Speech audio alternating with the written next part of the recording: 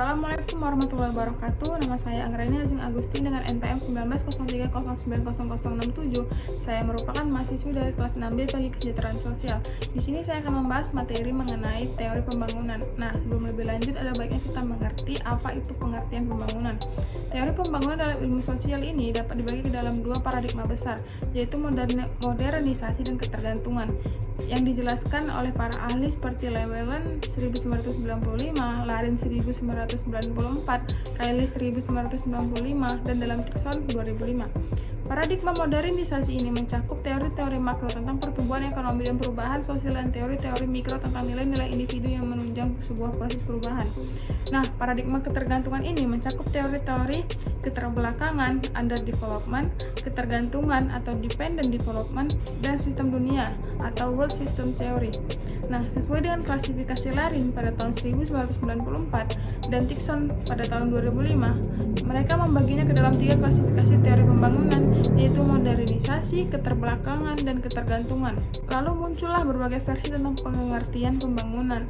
Nah, pembangunan dapat diartikan sebagai suatu upaya terkoordinasi untuk menciptakan alternatif yang lebih banyak secara sah kepada setiap warga negara untuk memenuhi dan mencapai aspirasinya yang paling manusiawi.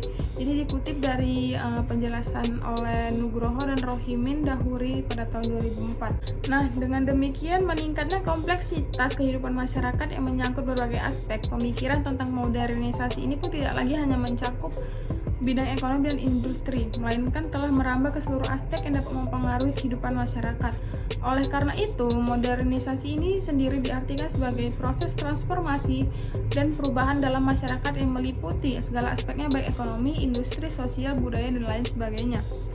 Dan demikian pula lah dapat dikatakan bahwa pada dasarnya pembangunan tidak dapat dipisahkan dari pertumbuhan, dalam arti bahwa pembangunan dapat menyebabkan terjadinya pertumbuhan dan pertumbuhan akan terjadi sebagai akibat adanya pembangunan. Nah, dalam hal ini, pertumbuhan dapat berupa pengembangan atau perluasan, expansion, atau peningkatan, improvement, dari aktivitas yang dilakukan oleh suatu komunitas masyarakat.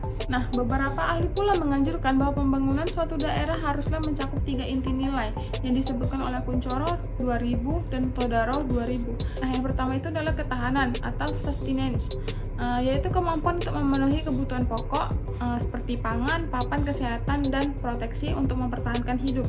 Nah, lalu yang kedua adalah harga diri atau self-esteem. Pembangunan haruslah memanusiakan orang.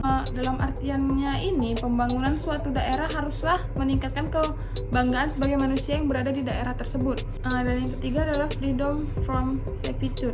Nah, hal ini adalah kebebasan bagi setiap individu suatu negara untuk berpikir, berkembang, berperilaku, dan berusaha untuk berpartisipasi dalam pembangunan.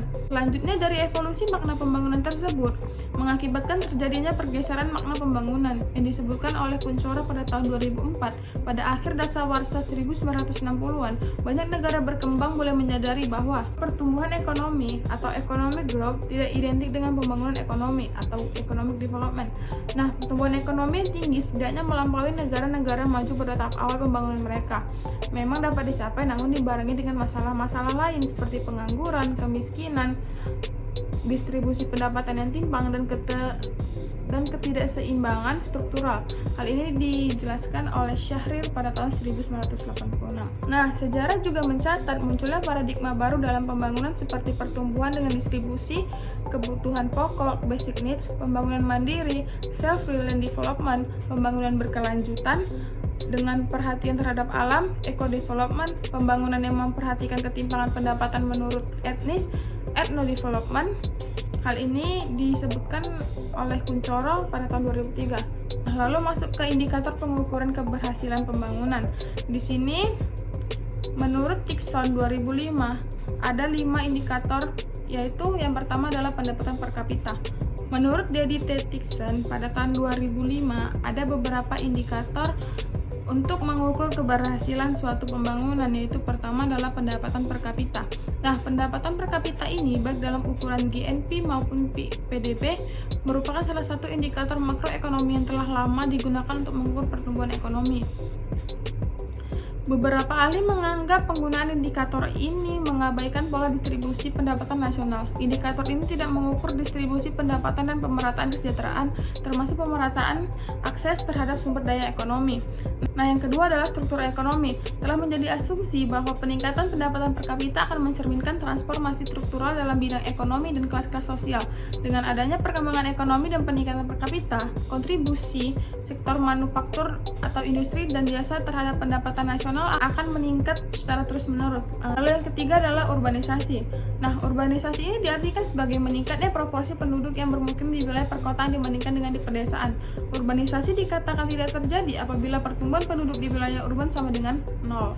Nah, sesuai dengan pengalaman industrialisasi di negara-negara Eropa Barat dan Amerika Utara, proporsi wilayah penduduk di daerah urban berbanding lurus dengan proporsi penduduk di area industrialisasi.